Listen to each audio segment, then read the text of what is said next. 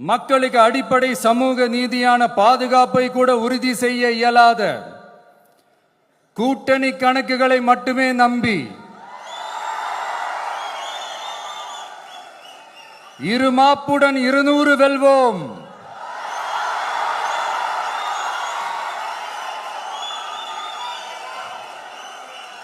என்று எகத்தால முழக்கமிடும் மக்கள் விரோத ஆட்சியாளர்களுக்கு என் மக்களோடு இணைந்து நான் விடுக்கும் எச்சரிக்கை,